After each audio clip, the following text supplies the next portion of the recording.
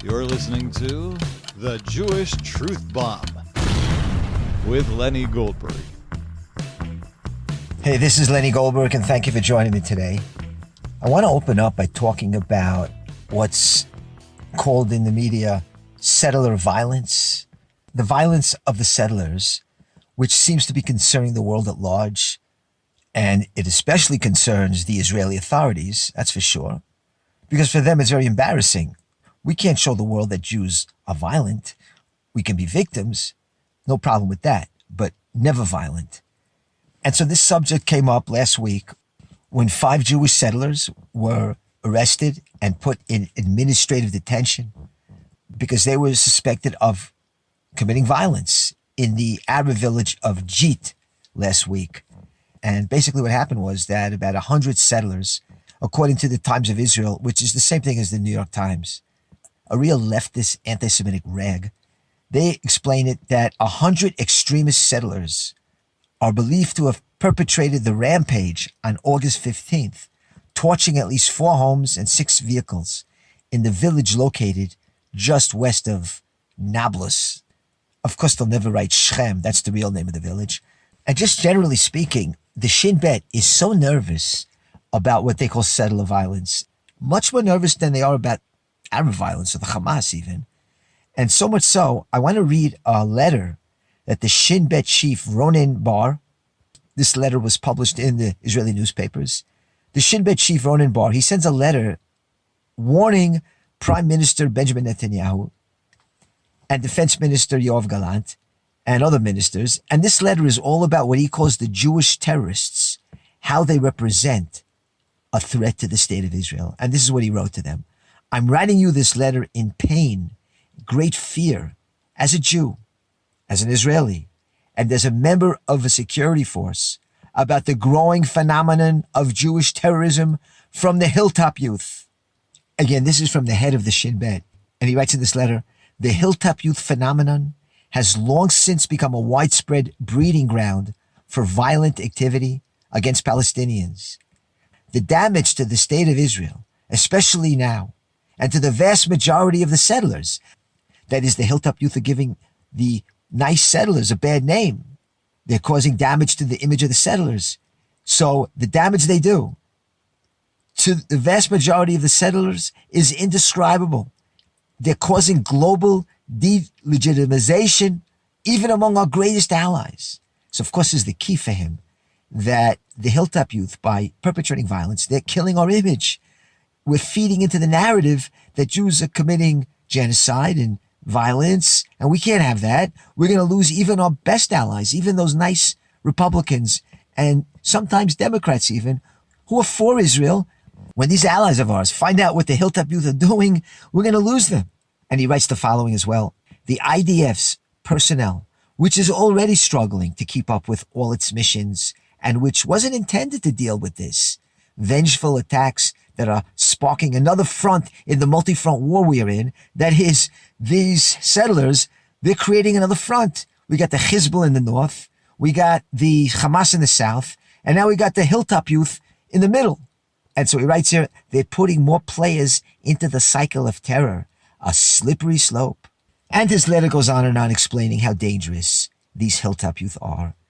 They're such a danger to Israel, you'd think the Hamas is nothing compared to them. Okay, so I know that the usual comeback for this type of thing, when everybody talks about settler violence and the settlers are trashed in the media, so the typical comeback for the right-wingers is to say, no, there's no settler violence, there's Arab violence. Settlers don't make violence, they're making that up in order to delegitimize us. We, the settlers, are the ones who are getting pelted by rocks and Molotov cocktails. This whole thing of settler violence is an invention. The settlers are good, law-abiding citizens who don't engage in violence ever. They're just getting a bad rap. That's how the right wing usually responds against the narrative of settler violence. That there really is none, and it's just a way to incite the world against Israel and its barbaric settlers so they can be sanctioned and demonized, etc. But I'm not here to tell you that. Let's tell the truth. There is settler violence. What do I mean violence? When the Arabs kill a Jew, there are normal Jews in Israel who don't sit still, and they take vengeance against the Arab hooligans. You want to call it violence? Call it what you want. What the Israeli authorities are crying about here, the violence that they're bemoaning, it has background to it. Why was there a rampage in the Arab village of Jit? Well, one thing, for instance, is that the day before, a 35-year-old civilian guard, his name was Gideon Perry, he was murdered by an Arab worker right near Kidumim. See, near Kidumim, you have this industrial park called Bar An or Bar On. That's where the Kidumim Council sits. And they have a whole industrial center there. And of course, there are Arab workers there. And so the civilian guard, his name was Gideon Perry, he was murdered by one of these Arab workers, killed him with a hammer.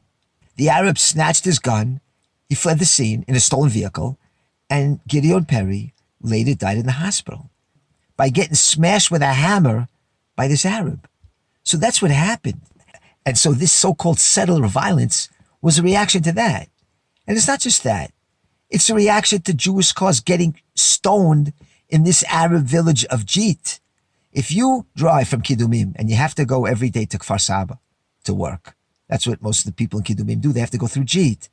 They get stoned all the time through this little crummy Arab village you got to go through. And so if there are righteous Jews who take vengeance to teach these Arab beasts that he who lives by the sword shall die by the sword, or who lives by the rock should get also hit with a rock, teach him a lesson that you don't stone Jewish cause, you don't throw Molotov cocktails at Jewish cause. That's a heroic thing. It's not something we have to shy away from and show the world, no, we don't do things like that. We only get hit by stones. We don't throw stones, God forbid. But you see, these kids who did what they did, they don't care what the world thinks. They don't know, they don't watch TV. They don't even have internet. They have these little tiny phones. They don't care what Anthony Blinken thinks. They don't even know who Anthony Blinken is. They're busy with their sheep and their farms and dealing with the local Arabs in a day-to-day battle over every nook and cranny of the land of Israel. They're fighting for it. And when the Israeli authorities and establishment trashes these kids, most of it is because they're worried about our our reputation, international image. These kids are giving Israel a bad rep. And it really reminds me of the times of the British in the pre-state days, when the Lehi and the Etzel, they were violent, they were terrorists, they were called, and there was the Jewish Agency. That was like the establishment body in the days of the British. And the Jewish Agency was always apologizing for them. They were so worried that this would hurt their relations with the British, who were ruling Palestine at the time, that this terror committed by the Lehi and the Etzel, it's just going to blow up the whole wonderful relationship that the Jewish Agency has with the British. Because after all, there were promises by the British to set up a Jewish state. And yeah, they weren't really coming through on those promises, but eventually maybe they'll come around. That's what they were thinking. And when the two Lehi boys, Eliyahu Hakim and Eliyahu Betsuri, assassinated Lord Moyne was the guy who was turning the boats around back to Auschwitz. The Jews who were fleeing the Holocaust were coming to the shores of Palestine. He was turning those boats around. And when Lord Moyne was assassinated by these two guys from the Lehi, the Jewish establishment went ballistic. David Ben-Gurion made his famous speech that we have to hunt these Jews down. What was later called the season. We're going to hunt down Jews and turn them over to the British. Chaim Weizmann was so upset that Lord Moyne was shot. You know what he said? He said, I felt worse about him being killed than I did about my own son who was killed as a fighter pilot in World War II. He actually said that. Hear that? Chaim Weizmann said he felt worse when Lord Moyne was shot than when his own son was killed. Now, did he really believe that? Probably not. But it's all part of this thing of, kissing up to the world, trying to be in their good graces, and trying to mitigate the damage that these two Lehi guys did when they killed Lord Moyne. And so, yeah, these guys from the Lehi and the Etzel, the Jewish undergrounds in those days, they were condemned. But at the end of the day, when there was a state, everybody knew that it was those undergrounds, the Etzel and the Lehi, who were the real heroes. They were the ones who drove the British out of here so we can have our own state. It wasn't the compromising Haganah and the Jewish establishment that did it. Why do you think Menachem Begin eventually became the prime minister? Because he was head of the Etzel. And Yitzchak Shamir was one of the heads of the Lehi. So the people eventually knew who the real heroes were. And one day they're going to know that these hilltop youth, they're the heroes. And what's amazing is how the media is able to portray these guys as the villains. And they can convince the masses. They'll tell you what to think, who's bad, who's good, what's right, what's wrong. The media, they totally shape public opinion. They can even make Kamala Harris a worthy candidate. They shape what people think, even though making Kamala Harris look good is really a tough job even for them. But they condition us how we're supposed to view these young Jews who sacrifice themselves, who don't sit at home playing on the internet, but feel the pain of their fellow Jew, and they're sick and tired of Jewish blood being cheap. And so don't fall into this trap and feel you have to be apologetic when the settlers rise up and do stuff. Because sometimes they are proactive. When you're out on your farm in Judea and Samaria, and you're on the land of Israel, literally on the land, not in your villa inside your yeshuv with the Shin Gimel, and you drive to Tel Aviv, to Jerusalem every day, never leaving your car, never stepping out of the confines of your ghetto, your settlement, but actually settling the land and breaking new ground.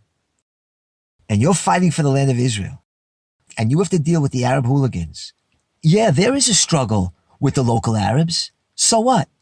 Thank God the Arabs are more afraid of the settlers than they are of the soldiers. When they see those proud Jewish boys with their long earlocks, those unruly kids, that strikes more fear in their hearts than when he sees an IDF soldier with his guns and his tanks, because he knows that the hands of the soldiers are tied. And the hilltop youth who get condemned and trashed in the media, they have a reputation of being meshuggah, and that's good. In the Middle East, that's a good reputation. You want them to think you're a little bit meshuggah, because this is a tough neighborhood, and in this neighborhood, nice guys finish last or end up dead. So yes, sometimes they're kind of proactive. They'll start up. How do you think the area of Kochav HaShachar, the eastern ridge, is clear of Arabs? There used to be Bedouins right by Kochav HaShachar, the settlement, for 25 years, and they would steal, and they would loot, and they would create problems for the residents. But they're gone now. You know why? Because the hilltop youth parked their tents there with their flocks and started to cramp their style a little bit. And these Bedouins who had been sitting there for decades decided to pick up and leave. They didn't need the grief of those crazy hilltop youth being their neighbors. So don't condemn it. And remember what happened on Simchas Torah, because that can happen anytime, anywhere in Israel. And this past Friday was exactly 75 years since the massacre of the Jews in Hebron. In 1929, also, it was in August, in the summer of 1929. Learn about that massacre, how they raped the women and cut off the limbs of the Jews and did the same atrocities that we saw on October 7th. This is nothing new. That's Ishmael. Muhammad himself did it. What do you expect from them? And so if some Jews want to take a little initiative so that doesn't happen to them, don't condemn them. At least shut up about it. You don't have to condone them. Just don't condemn them. Best thing is, if you don't have anything to say, don't say anything. And so at the end of the day, we have 5 good Jews sitting on administrative detention because the Shin Bet really is bothered by settler violence, as we saw in that letter I read from the head of the Shin Bet. And they're cracking down on these kids. It's not just to throw a bone to the Goyim. Sure, they love to throw bones to the Goyim to show, see what we did to our extremists, right? But it's more than that. They see the whole Hilltop movement as a threat to their tyrannical rule in the state of Israel. It's not just what happened in Jit, that little crummy, crappy Arab village near Kidumim. That's not what bothers them. What bothers them is that they see that people are starting to rise up a little bit, to raise their heads up, like what happened a couple weeks ago in State Taiman. We had thousands of Jews not allowing those reserve soldiers to get arrested because they saw the injustice of it, because the poor Arab terrorist might have been hurt, and they showed up in Beit Lead at the trial, thousands of Jews who are protesting what's going on in this country. That's the kind of stuff that worries the Shin Bet. The massive turnout. Organically, people are coming out against this. They're bothered by the fact that Jews dare pray and bow on the Temple Mount. If you saw what happened this last Tisha B'Av, and by the way, if you're interested in seeing some great, inspiring footage of that, where Jews are bowing down on our holiest site on the Temple Mount, I could send you a wonderful 2-minute snippet of that. You can just email me at lennygoldberg40@gmail.com. Lenny Goldberg 40, that's 2 N's in Lenny, 40, the number 40, Lenny Goldberg 40@gmail.com, and I'll show you what was going on the Temple Mount this past Tisha B'Av. It's a sight to see. And so by Jews in mass ascending the Temple Mount and bowing down to the Holy of Holies on our holiest site, yeah, that kind of accelerates the pulse rate of the Shin Bet. You see, that's what really bothers them. It wasn't just a rampage in Jeet. It's a lot more than that. They're cracking down because they're bothered by the fact that the political agenda of the authorities, of the judiciary, and the security forces, the Shin Bet, it's been exposed of late. That they're not interested in saving Jewish lives. They're abandoning us all over Israel. They have different priorities. And so that's what really stands behind this crackdown against these heroic Jews. Now, if it was only the newspaper Haaretz and the Slimes of Israel and the Shin Bet, if they were the only ones condemning this behavior of the settlers for what they call violence, okay, but plenty of religious Jews and rabbis, they also pile on and condemn and join the bandwagon of condemnations. Because for them, that's not the Jewish way. The Jewish way is to talk it over. All they know how to talk about is unity and how we have to bring the hostages back. Yeah, we got to bring back the hostages. They never talk about killing the Hamas, just about bringing back the hostages. My God, we found 5 hostages. They were dead. The Hamas is murdering the hostages. Doesn't that at least get you angry? You're making the hostage issue the number one cause of this war and not to kill the ones who took the hostages? Well, here, they killed the hostages. So maybe now at least you can start saying, let's kill the ones who took the hostages because they're killing the hostages. And so everything is about unity and bring them home. But you never hear anything about destroying the enemy. You know, they have all over Israel posters of soldiers who have been killed in these wars. And under every soldier's name is something that he said, a quote from this fallen soldier. And it's always something very nice and positive, and I get it. I'm sure the soldier said that. But wouldn't it be good to have a quote from a soldier who says, avenge the blood of your fallen brothers, crush the enemy so this doesn't happen again? Why can't we have a quote like that? You know why we can't? Because we think that the Torah is all about love and unity, and we don't understand there is a time to hate. Just like there's a time for love, there's a time to hate. And I want to bring down a mind-blowing commentary of a verse we read this past Shabbat. On the verse at the end of Parshat Ekev, it says, "V'halachta b'chol drachav v'davka bo," which means you shall walk in his ways, you shall walk in God's ways, v'davka bo, and cling to him. Davka from the word devik. You have to stick to Hashem. You have to adhere, to cling to him. So they ask, what does it mean, davka bo, to cling to God? What is that? Sounds like some kind of Hasidic concept, right? Dveikus, right? Well, the great commentator, the Ibn Ezra, has a very mysterious and brief, obscure comment about this verse. And he says like this, about v'davka bo, and you should cling to him. He says, v'hu sod gadol, which means this is a great mystery. That's it. What kind of commentary is that? Hu sod gadol? It's a great secret? A mystery?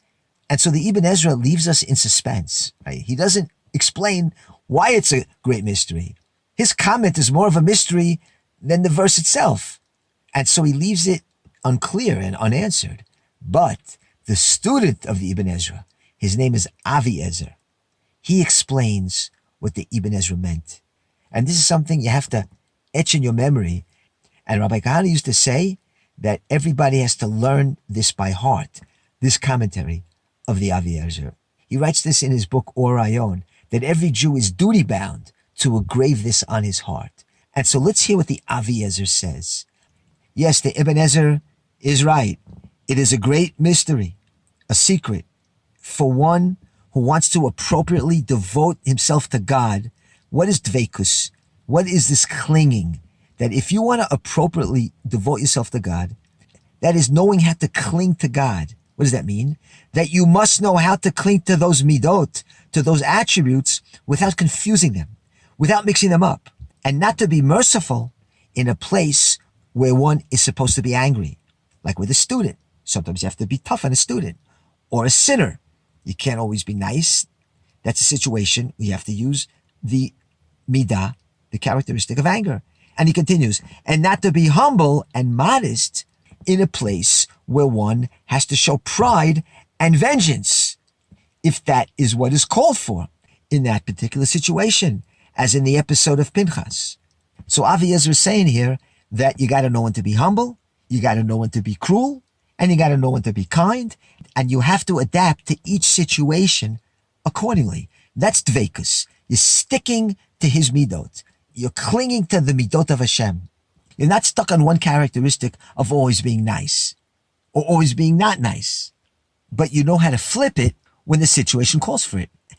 And the commentary ends like this: and there are very few in number, and only elite individuals are capable of choosing the right attributes and knowing when to use each attribute in its place without stumbling. But those who do, those are the gedolim asher ba'aretz. Those are the great ones in the land. What's a great one? What's a gadol? Someone who can flip his character attributes at the proper time. He's not always nice. He's nice when he has to be nice, but he can flip it when the time calls for it. That's dveikus. You cling to God's midot. You do it out of a yoke of heaven, not because you're a nice guy. If you're just a nice guy, what does that have to do with God? You're just born nice. Where's the avodat Hashem in that? It's only when you can take it the other way, because you know the situation calls for it. Now that's avodat Hashem. That's serving God. That's dveikus. That's clinging to God's attributes. And if you learn Tanakh, and you learn about King David, and he went to war and he had no mercy on the enemy, but on the other hand, he was full of compassion. When it came to Mephibosheth, the son of Yonatan, he was able to be the nicest, most benevolent person in the world. But right after that, after he's being very, very nice and compassionate to somebody, he'll go out and kill a bunch of Philistines. And Samuel the prophet, as nice as he was and pious as he was, he had no problem taking Agag, the king of Amalek, and chopping him up into little pieces. Because Shmuel Hanavi was dveikus l'Hashem. He's nice when you have to be nice, but he's mean when he has to be mean. See, that's what we're lacking. That's why we changed this whole narrative of the war against the Hamas to a struggle to bring back the hostages. And even after the hostages are murdered by those bastards in the Hamas, we still can't turn on the hate. And believe me, if you don't hate the enemy enough, you're not going to fight him enough. Finally, as part of an Aliyah pitch, I want to talk about the centrality of the land of Israel in Judaism. It's so central that you don't even think of how much you mention it in the Torah, Birkat HaMazon. Like in Parshat Ekev, we have the famous verse, V'achalta v'savata uberachta. And you ate, and you were satisfied, and you blessed Hashem Elokecha, the Lord your God, ala eretz hatovah asher natan lecha, on the good land that he gave you. And that's the source where we say grace after meals. After we eat bread, we say Birkat HaMazon, we bench. That's the source for it. V'achalta v'savata uberachta. And by the way, that's the only bracha that's from the Torah. All the other brachas we make, all the other blessings, they're not really Torah commandments. They were additions by the rabbis. But the benching after bread, that's from the Torah because of this verse.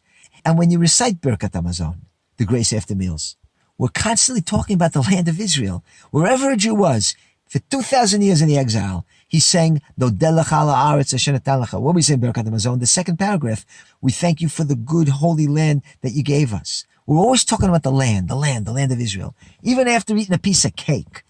And for